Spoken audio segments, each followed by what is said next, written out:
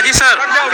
Sir जो normalisation तो पहली बार पीसीएस एग्जाम में, कोई भी स्टेट के पीसीएस एग्जाम में देखने को जो बात आ रही है, तो क्या मंशा हो सकती है आयोग की? अगर हम देखें सर, पहली बार तो जो विज्ञापन निकला था उसमें जो प्रारंभिक परीक्षा का चयन का आधार बनाया गया था वो अंक के आधार पर बनाया गया था, और अब इन्होंने कह दिया कि 2 शिफ्ट में एग्जाम कराएंगे। तो 2 शिफ्ट में परसेंटाइल लाएंगे।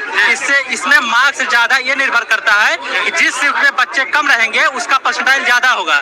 और दूसरी बात, कल संवैधानिक बेंच का निर्णय आया है, जज उसमें निर्णय में है अगर विज्ञापन के मूल भावना को परिवर्तन कर दिया जाएगा तो उल्लंघन है, वो असंवैधानिक है। आयोग ये मनमानी कर रहा है, ये कोर्ट में फंसेगा और हम लोग कई साल लटकेंगे। जी बिल्कुल। तो ये आयोग ने कंफर्म डेट कर दी है कि कब एग्जाम होने वाला है?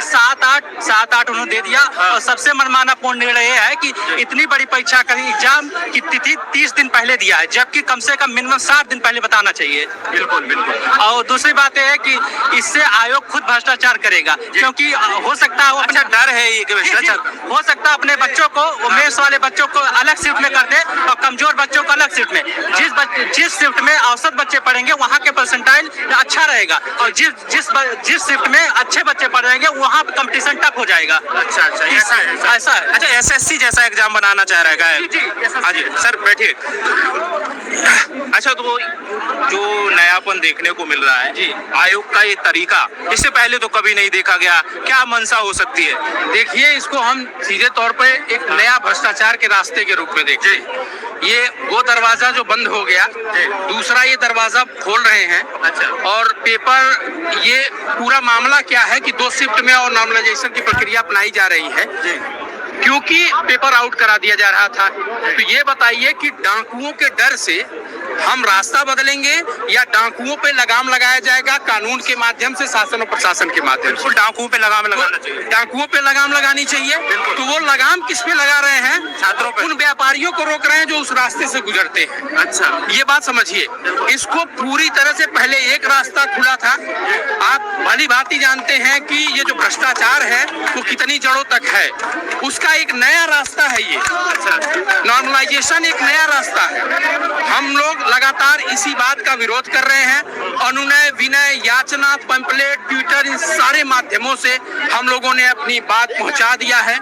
अब 11 तारीख को 11 बजे आयोग के गेट नंबर 2 पर महा आंदोलन की अपील की गई है, और इसीलिए हम यहाँ पर नेहरू विहार, गांधी विहार, मुखर्जी नगर और सभी जगह अपने जितने भी साथी हैं उन सब लोगों से आज आह्वान करने आए हैं कि जो लोग भी सक्षम हैं प्रयागराज जाने के लिए वो प्रयागराज जाएं और अपने अपने दोस्तों को एक अलख जगाने का काम करें कि वो लोग भी आयोग के गेट नंबर 2 पर 11 बजे 11 तारीख को पहुंचे।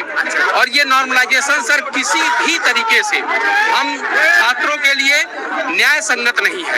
ये बात आयोग भी जानता है। अच्छा, क्या तर्क आयोग ने क्या तर्क दिए है इसको लेकर? तर्क यही दिए हैं कि पर्याप्त सेंटरों की उपलब्धता नहीं है। अब ये बताइए, एक कॉन्स्टिट्यूशनल कमीशन है हमारा, वहाँ पर इस तरह की बातें करना एक हास्यास्पद बात लगती है। इनको सेंटर नहीं मिलेगा। उत्तर प्रदेश पूरे देश में सबसे बड़ा राज्य है, और इतना ज्यादा जो है, इतनी व्यवस्था इतनी नहीं है कि हम 5.7 लाख ऐसे कैंडिडेट हैं जिनकी परीक्षा होनी है, और RO में लगभग 10-10.5 लाख है। ये क्षमता नहीं है कि एक बार शिफ्ट में बैठा के, इससे जितने भी पूर्वगामी परीक्षाएं हुई हैं उसमें 7 लाख, 6.5 लाख, 8 लाख तक कैंडिडेट्स रहे हैं, उनकी 1 शिफ्ट में परीक्षा हुई है। तो ये आप भ्रष्टाचार पे लगाम लगाइए, पेपर लीक पर लगाम लगाइए, हम लोगों के ऊपर लगाम मत लगाइए। हम लोग सारे मित्र एक पेपर देना चाहते हैं, जो जैसा पढ़ के जाएगा उसका रिजल्ट वैसा होगा। मानकीकरण एक होना चाहिए और सभी के लिए केवल केवल एक शिफ्ट में एग्जाम होना चाहिए। नॉर्मलाइजेशन की प्रक्रिया जो एक भ्रष्टाचार का नया रास्ता है वो नहीं अपनाया जाना चाहिए। बिल्कुल बिल्कुल नहीं होना चाहिए, ये तो बिल्कुल सही बात है आपकी। तो देख सकते हैं छात्र किस प्रकार से उग्र हैं और अपना आंदोलन कर रहे हैं, इसलिए क्योंकि पहली बार पीसीएस एग्जाम में नॉर्मलाइजेशन जैसे एक मुद्दे को लेकर छात्र भी परेशान है कि आखिरकार हमारे साथ होने वाला क्या है। छात्रों का समय पढ़ने का था और एक पढ़ने के समय में छात्रों को आंदोलन करना पड़ रहा है, कहीं ना कहीं उनके साथ न्याय नहीं हो रहा है। जी सर, क्या कहेंगे आप? ये हम छात्रों का दुर्भाग्य है। आपने सच कहा कि पढ़ने के समय हम आंदोलन कर रहे हैं। आनंद फानन में इन्होंने तिथि घोषित कर दी 7 और 8 में। ये पहली बार ऐसा हुआ, ऐसा कभी नहीं हुआ था। 1 शिफ्ट में हमेशा एग्जाम होता था। 2 शिफ्ट में एग्जाम कराने की एक नहीं अनेकों की संगतियां हैं।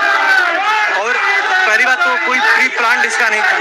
और जैसा कि माननीय सर्वोच्च न्यायालय ने बताया है और उनका 5 जजों की पीठ ने ये संवैधानिक जजों की 5 जजों की संवैधानिक पीठ ने निर्णय दिया है कि कोई भी रूल जो है कि खेल शुरू होने से पहले बनता है।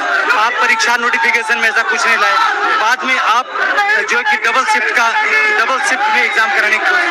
अब आप ये बताइए नॉर्मलाइजेशन कैसे करेंगे, उसका प्रोसेस आपने नहीं बताया। दूसरी बात, सीसेट का पेपर किस दिन कठिन होगा, किस दिन सरल होगा, ये किस बच्चे के साथ क्या होगा, ये कौन इसका निर्णय करेगा। दूसरी बात, सबसे बड़ी बात यह है कि कमीशन बिना कुछ बताए अपनी मनमानी पर पेपर लीक रोक नहीं पाया। फरवरी में एग्जाम हुआ था, समीक्षा अधिकारी का पूरा साल बीत गया, एग्जाम हुआ ही नहीं।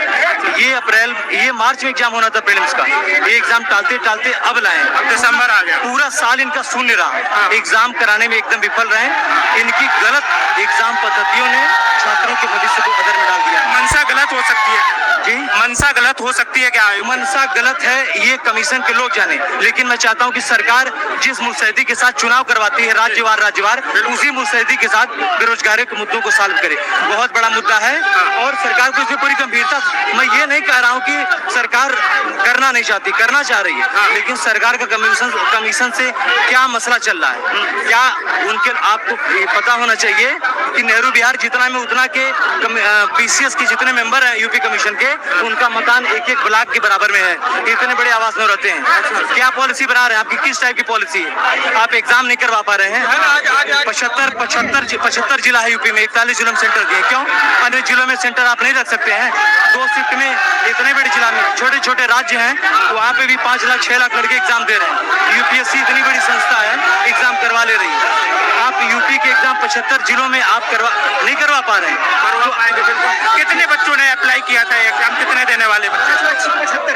तकरीबन 6 लाख के आसपास, 5 लाख पौने 6 लाख के आसपास बच्चे हैं। ये हर बार ही ये रहता है, तकरीबन इसमें 4.5-5 लाख लड़के अपीयर होते हैं। पेपर लीक होना ये हमारा विषय तो है नहीं, ये विषय तो सरकार और एजेंसियां जो एग्जाम करवा रही हैं जिस पारदर्शिता के साथ। मैं बस यही कह रहा हूँ कि कमीशन एकदम पारदर्शिता खो चुका है, तो मैं चाह रहा हूँ कि पूरी पारदर्शिता की तरीके से काम करें। और एक चीज मैं बता रहा हूँ कि सरकार या कमीशन के लोग ये न समझे कि जो लोग अपनी आवाज उठा रहे हैं वो नेता बनने की कोशिश कर रहे हैं। हमें नेता बनने का, हम इस उम्र में नेता नहीं बनने आए हैं। नेता बनना रहता तो ये फील्ड नहीं चुनते, कोई और फील्ड चुन लिए होते, कि कहीं संगठन ज्वाइन करते, कहीं पदाधिकारी हो गए होते। अब तक विधायकी एमपी एमएलए कहीं चुनाव लड़ते रहते। तो जो विसंगतियों पे चर्चा करिए और जैसे परीक्षा होती आई है उसी तरीके से परीक्षा कराइए। जी।